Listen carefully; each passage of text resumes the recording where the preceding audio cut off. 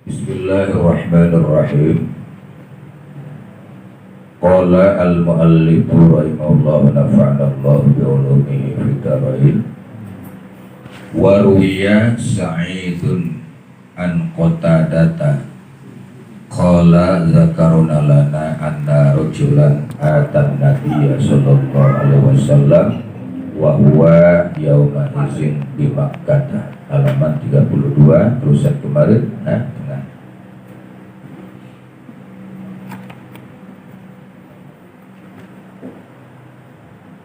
Warwiya dan telah diriwayatkan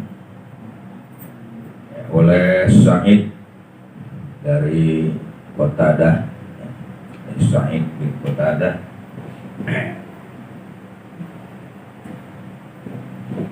qala telah berkata al-mu'allif daripada kitab ini berasal dari Sa'id bin Qatadah, Zakarona telah bercerita lana kepada kami anna rojulan bahwasanya seseorang atan nabiyah datang kepada baginda Nabi sallallahu alaihi wasallam wa huwa dan sedangkan pada saat itu baginda Nabi yaumul izin pada hari itu ketika itu di Makkah berada di negeri Mekah. Pada saat itu di negeri Mekah baginda Nabi di Mekah dan di Madinah, di Mekah dan Madinah dan Mekah. Faqala maka berkata si rajul tadi, laki itu, orang-orang tadi itu, antal ladzi taz'umu annaka Rasulullah. Qala seorang tadi bertanya kepada baginda Nabi, antal ladzi taz'umu, ente itu adalah orang yang mengklaim, orang yang mengaku annaka bahwasanya engkau Rasulullah adalah utusan Allah. Qala maka baginda Nabi menjawab, na'am. Jadi seseorang Nabi ditanya, baginda Nabi maka ditanya sama orang. Gitu ya. Ini baginda Nabi akhlak, akhlaknya baginda Nabi, walaupun ditanya sama siapa aja dia jawab, sesuai dengan apa yang diwahyukan oleh Allah. Jawab siapapun yang bertanya kepada dia, baik itu muslim maupun itu musyrikin maupun itu orang-orang kafir, baginda Nabi tetap jawab.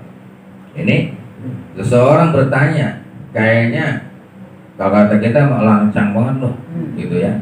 Nanyanya pakai antal ladzi tazumu annaka Rasulullah, gitu ya. Ente yang mengklaim, yang menyatakan bahwa ente itu adalah utusan Allah. Baginda Nabi menjawab, na'am, ya, ana adalah utusan Allah. Qala menjawab lagi, ditanya lagi seorang laki tadi itu, fa'il amali ahabbu ilallahi ta'ala. Amalan mana, amaliyah apa, ahabbu ilallahi ta'ala yang paling Allah cintai. Amalan yang paling, perbuatan perbuatan apa, amaliyah apa yang paling Allah subhanahu wa ta'ala cintai. Qala menjawab baginda Nabi, al-imanu billah. Baginda Nabi menjawab, paling yang dicintai oleh Allah adalah al-imanu billah, yaitu beriman kepada Allah. Qala kemudian bertanya lagi, summa maza, kemudian bertanya lagi, kemudian apa lagi? Qala baginda Nabi menjawab, silaturahmi, yaitu silaturahim atau silaturahmi. Nanti ada perbedaannya tuh. Ada silaturahim, ada silaturahmi. Perbedaannya.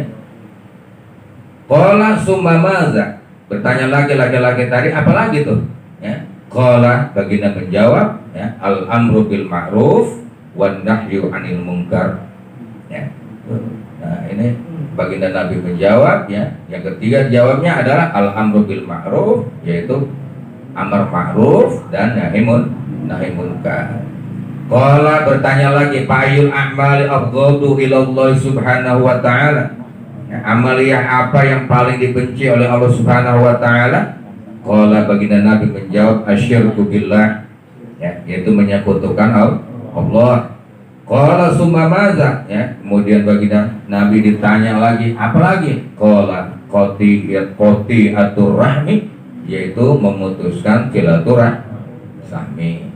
Qala bertanya lagi, summa maza, apa lagi? Qala tarkul amri bil ma'ruf wan nahyi 'anil munkar, ya, yaitu meninggalkan amar ma'ruf dan meninggalkan nahi munkar.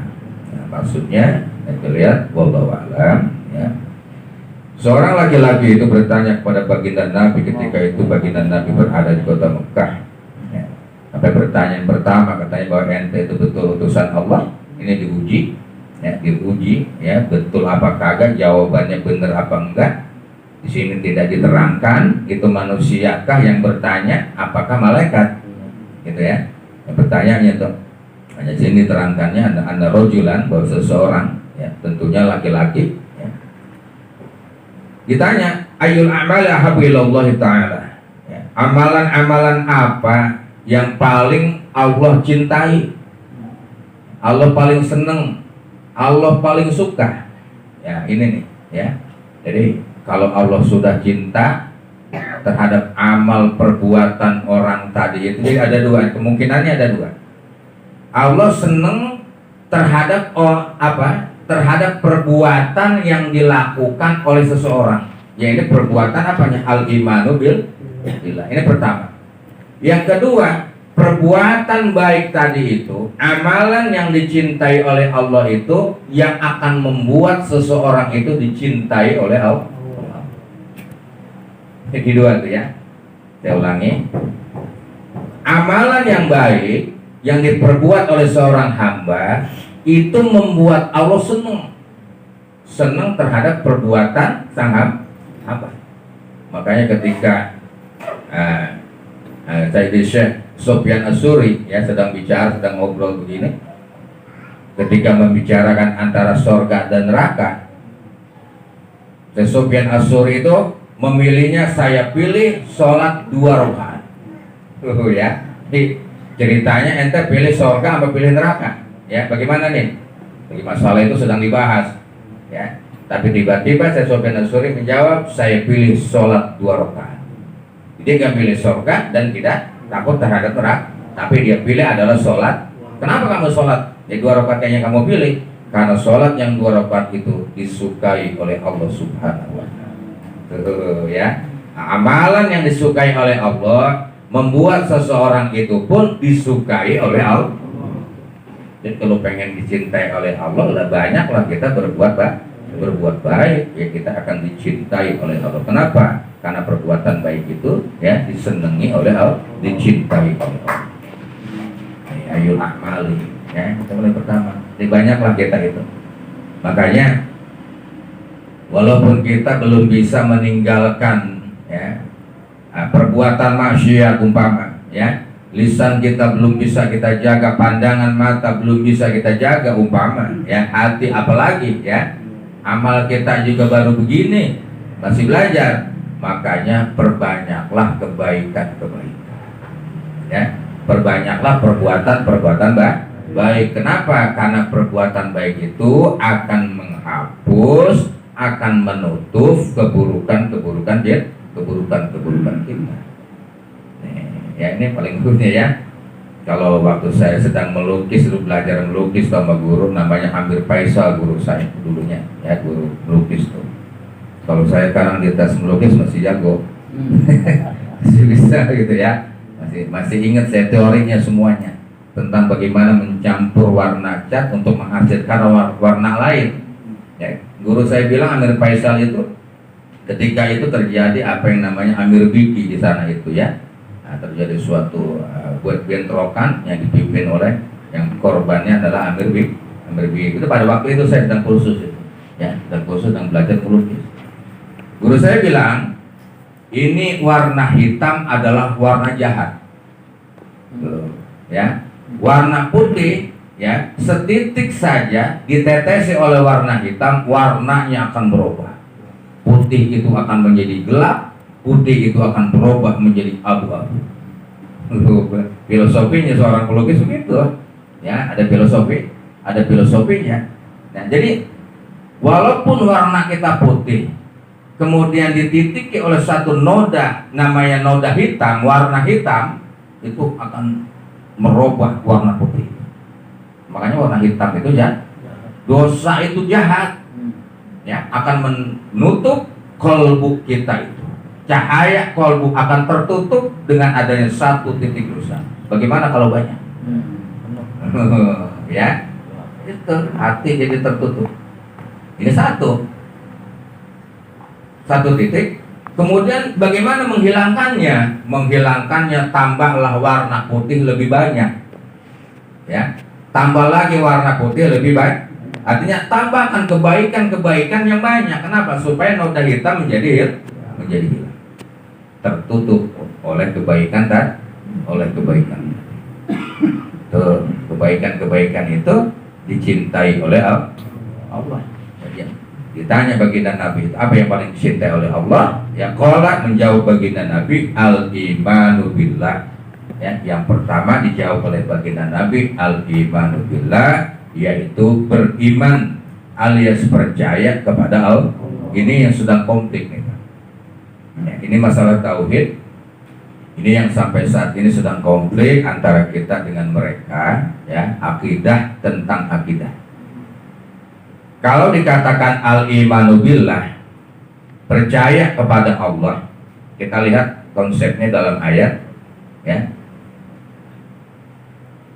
Alladzina amanu wa amilus sholihat. Yang paling pertama, orang yang beriman itu adalah wa amilus sholihat, tentu dia selalu melakukan amal-amal baik. Ini konsepnya. Orang dikatakan iman kepada Allah karena dicintai oleh Allah, tadi Allah senang. Ya, al-imanu billah karena wa amilus sholihat. Orang selalu melakukan kebaikan-kebaikan. Bicaranya baik, ya. Cara pendapatnya baik, ucapannya, pandangannya baik, langkahnya baik, perbuatannya baik. Ini namakan al-iman wa amilus sholihat.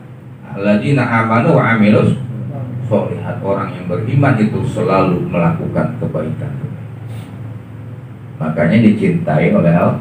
Ini yang pertama, titik pertamanya, makanya al-imanu billah.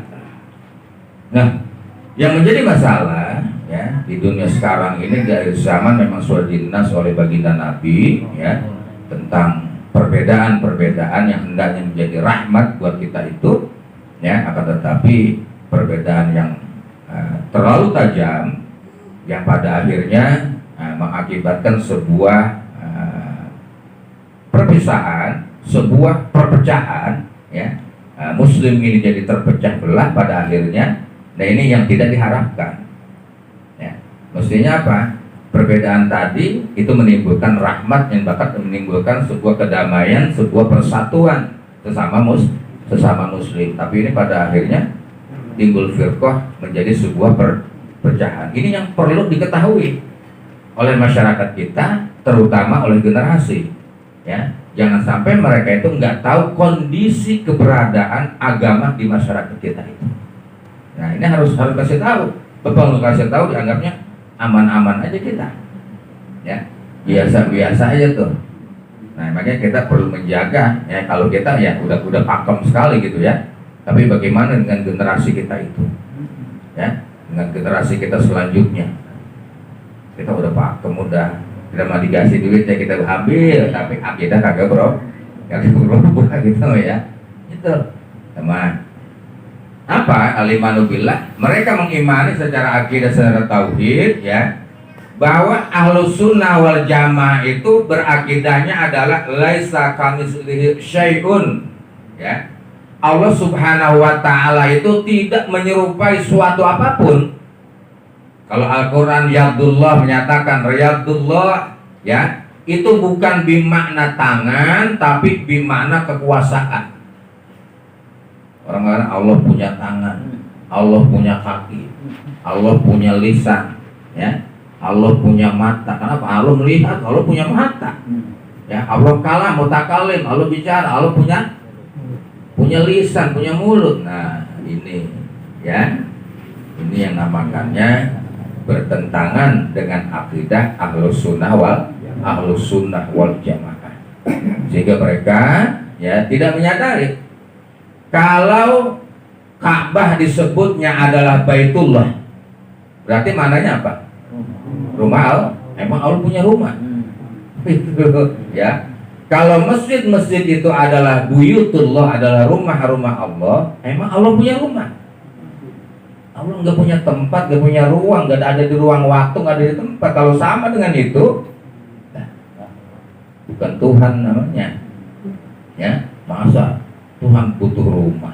Takut kehujanan, ya, takut panas, takut kena angin. Itu namanya buyut. Kenapa namakan buyutullah? Rumah Allah, Ka'bah itu. Ini yang dinamakan idhofatut ta'zim. Makanya belajar ilmu kalam. Kalau sudah belajar ilmu kalam, ilmu ma'aninya, ilmu bayannya, ilmu manteknya, ilmu balagohnya, ngerti bahwa itu adalah idhofatut ta'zim, menuangkan, menyandarkan keagungan Allah. Itu maknanya, ya. Jadi menyandarkan keagungan Allah. Buyutullah, ini yang di rumah, yang tempat yang dimuliakan oleh Allah. Itu keagungan Allah. Nah, itu namanya idhofatut. Kalau Allah dikatakan inda arsyil azim, ya, Allah subhanahu wa ta'ala berada di apa namanya, arasy Allah yang agung, itu idhofatut ta'zim.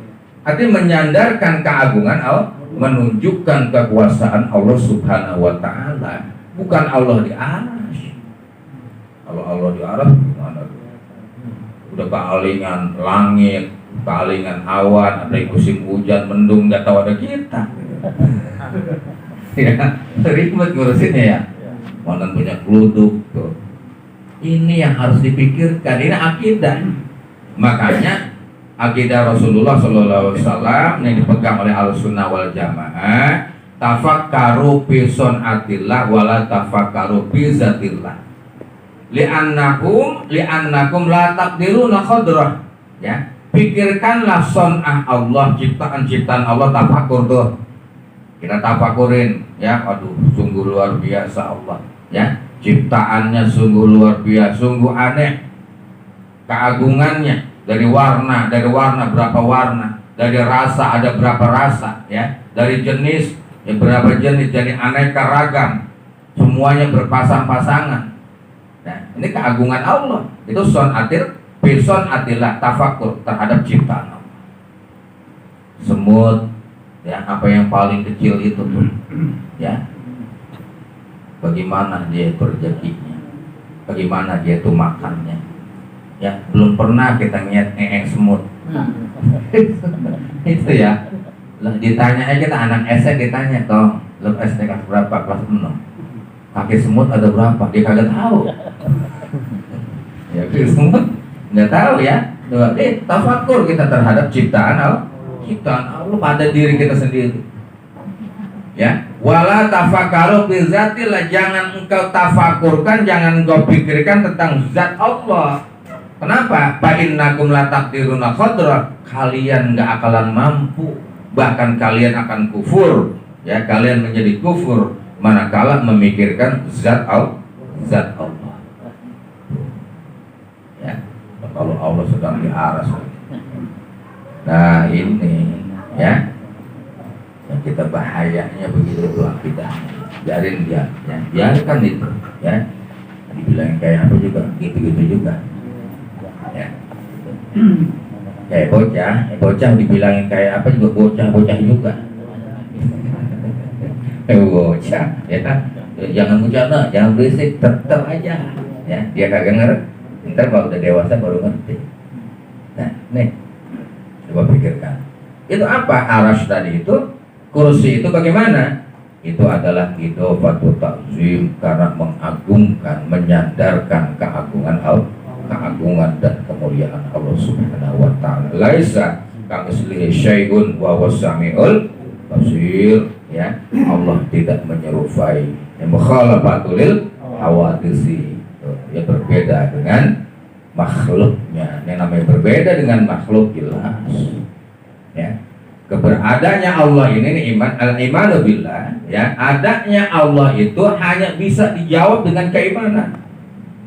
Apakah keberadaan ini dapat dirasakan? Dapat dirasakan keberadaannya Allah oleh orang yang beriman. Bagaimana? Kita nggak bisa cerita, ya.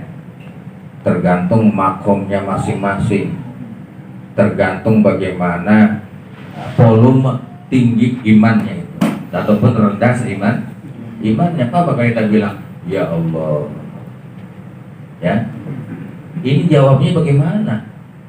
Jawabnya nggak bisa diceritakan masing-masing tuh. Ada yang jawab ya Allah karena ngeluh, ya Allah karena susah, ya ada yang ya Allah karena memang memuji, memunajat, menyebut nama Allah tuh, ya, sampai ke dalam hatinya itu.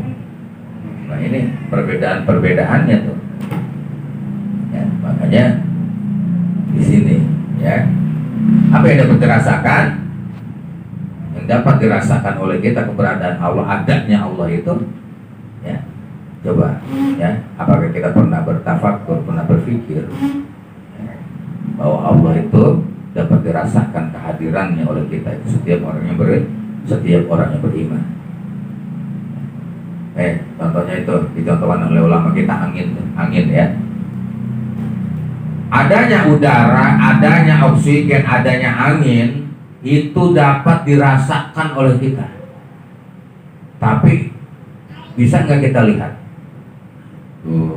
Ya, angin bisa kita lihat? Nggak bisa kita lihat.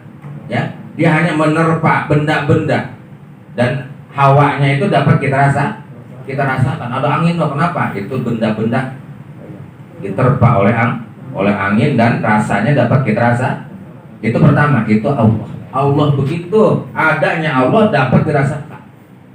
Yang kedua, orang semua percaya dengan adanya roh. Kita punya roh, kita punya nyawa. Tahu nggak di mana roh kita itu? Seperti apa roh kita itu? Begitulah Allah Subhanahu. Allah itu ada, roh itu ada, tapi kita nggak pernah melihat terhadap yang ada sama diri kita sendiri, apalagi Allah. Itu ya, tuh tauhidnya, ya keimanan gitu, yakin, ya, bukti keyakinan, ya, ini baru iman doang nih Pak.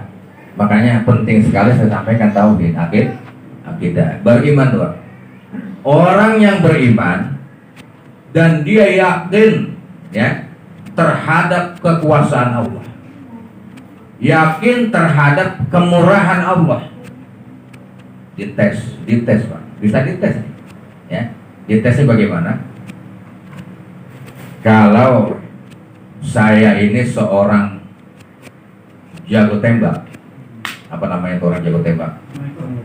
Never ya, wah jago tembak. Benda di sana telur jeruk ada 3 biji jauh, kira-kira 10 meter dari sini. Saya tembak satu persatu kena. Kena satu kali baru, sekali lagi, cuma sekali lagi, tes, tembak lagi, ambil perang lagi, kena, ya, 2 kali, ketiga kalinya tes lagi, kena semua. Sekarang teman saya, ente percaya nggak kalau anak jago tembak? Percaya, anak udah lihat, ente udah tes 3 kali itu, kena semua tuh, jarak 10 meter. Sekarang ente berdiri di sana di jarak 10 meter, taruh jeruk di atas kepala ente dan di punggung kiri dan punggung kan, anda tembak. Itulah iman kita Pak. Itu keimanan kita, katanya percaya kepada Allah tapi tidak yakin. Kagak percaya? Begitu tuh iman kita. Katanya doang yakin. Wah. Ya percaya, kagak begitu. Ya begitu datang takdir Allah, ya Allah, begini amat. Ya ada sembahyang rajin, ngaji masih rajin. Ya itu begitu takdir Allah dan. Nah ini Pak, keyakinan, iman. Tadi masing-masing pada tingkat keimanan masing-masing. Al-imanu billah, yang paling dicintai oleh Allah, yang paling pertama adalah iman kepada Allah. Mana alladzina amanu wa amilus sholihat wa tawassaw bil haqqi wa tawassaw, selalu mengarahkan ya tentang hal-hal yang hak, tentang hal yang baik, dan saling memberikan nasihat, saling mengingatkan ya satu sama itu adalah al-imanu billah, orang percaya kepada Allah. Itu amalan yang dicintai oleh Allah Subhanahu wa Ta'ala. Ya, maka jangan pernah bertanya Allah lagi ngapain. Ya, itu kufur jadinya. Ya, kecuali kalau sudah belajar. Ya, sudah belajar itu bertanya kepada tentang zat Allah. Ya, lihat ini ya, Allah bukan benda, Allah bukan jisim. Ya, kalau tidak berbenda, Allah bukan tidak berjisim, nggak berjasad. Berjasad atau berbenda berarti bukan Tuhan. Ya, nggak bisa diraba, nggak bisa dilihat, tapi bisa dirasakan. Ya, keberadaannya seperti cinta. Ini cinta nih, anak-anak muda waktu kita masih muda kita cinta sama perempuan. Ini perempuan cinta sama kita, bisa diceritakan gitu cinta itu. Nggak bisa mengatakan aku cinta kepada kamu setengah mati lah, kagak. Diceritain, susah dilukiskannya. Ya, itu Masya Allah. Kenapa banyak hal yang sering terjadi nggak diungkapkan seperti keyakinan kepada Allah? Ya, adanya Allah Subhanahu wa Ta'ala. Ini Pak, yang paling penting tidak iman juga, ya, memang susah. Summa maza. Kemudian apalagi ya Rasulullah? Qala silaturahmi. Kemudian baginda menjawab, ya, yang paling dicintai oleh Allah amalan adalah silaturahmi, menyambung tali persaudaraan. Ada dua. Yang pertama silaturahim. Kalau silaturahim itu adalah menyambung persaudaraan, emang itu famili. Masih ada famili dari engkong terus ya, dari engkongnya nyambung tuh, itu masih famili, itu nggak diputuskan hubungannya, dia tidak memutuskannya, tapi ada tali ikatan ya antara satu sama lain, itu namanya silaturahim ya, itu namanya silaturahim, artinya satu masih satu keturunan ya, sama paman, sama ponakan, sama bibi, terus sama apa lagi itu ya, cucu ya, sudah tuh ya, sono ya, yang penting masih satu darah, itu tidak diputuskan. Nah ini yang terbaik tuh, itu yang terbaik. Yang kedua silaturahmi, sama sahabat, sama teman, sama saudara ya, sama temannya, sama sahabatnya, sama orang lain ya, berteman terus dengan kebaikan itu sampai mati. Dia nggak memutuskan teman, nggak memutuskan persahabatan. Apalagi dunia sekarang ya, masih bisa dicari tuh ya, nah, melalui alat komunikasi, melalui medsos ya, sampai ketemu tuh ya, melalui Facebook ya, nah, nama-nama nomornya ketemulah, ini demunan goyang dulu. Ya, demunan goyang dulu katanya, terus ketemu kan, itu demunan ketemu, apalagi saudara. Kalau ente nggak bahagia sama yang lain, nomorku masih ada. Iya. Ya. Itu masih ada nomorku katanya ya. Nah itu yang bisa apa namanya? Kalau tadi silaturahim berarti bersaudara. Tali silaturahminya adalah satu ikatan darah. Kalau silaturahmi berarti persahabatan, persaudaraan yang bukan satu ikatan darah, yang bukan satu ikutan darah, itu nggak boleh diputuskan ya. Yang sengaja memutuskan, boleh suka sama dia. Kalau memang nggak datang berarti bukan berarti memutuskan ya. Tandanya ada berapa? Tandanya ada 3 orang yang dikatakan secara apa namanya, adat kebiasaan ya, walaupun hatinya tidak, itu ada 3. Yang pertama kalau lebaran dia kagak datang.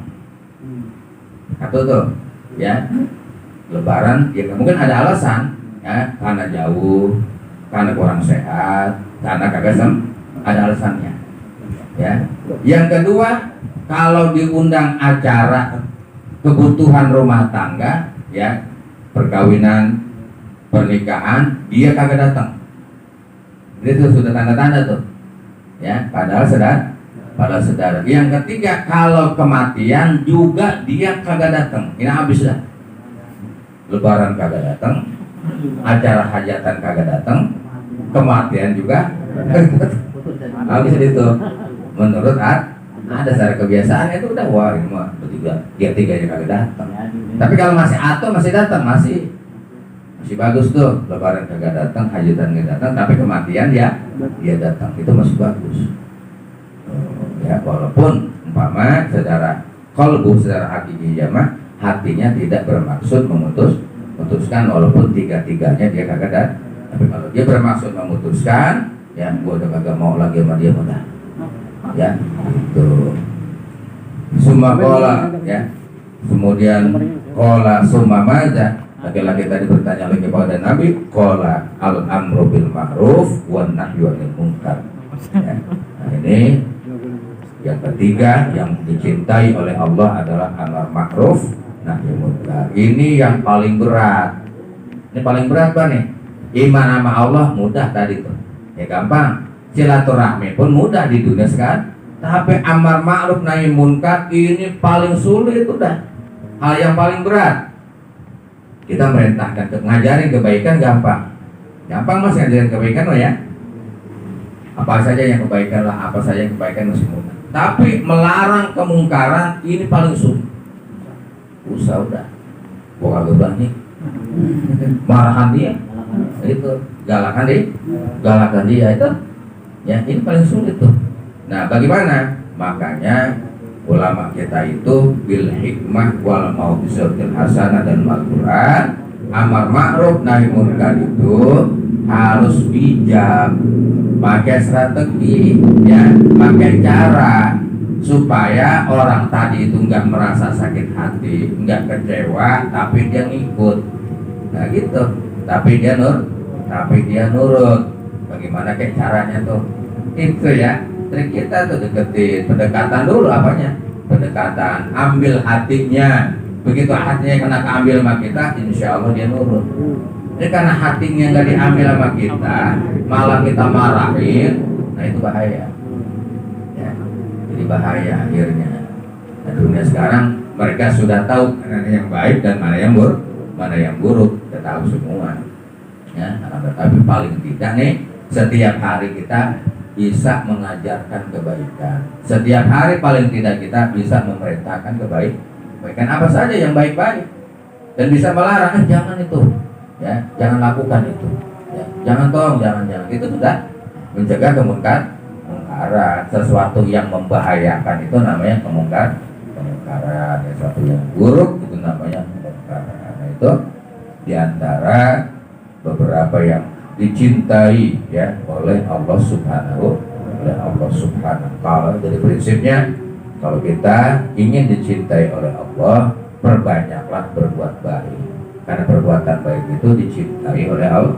Efeknya adalah orang yang banyak berbuat baik insya Allah dicintai oleh Allah dan Rasul, oleh Allah dan Rasulnya. Wallahu ta'ala a'lamu.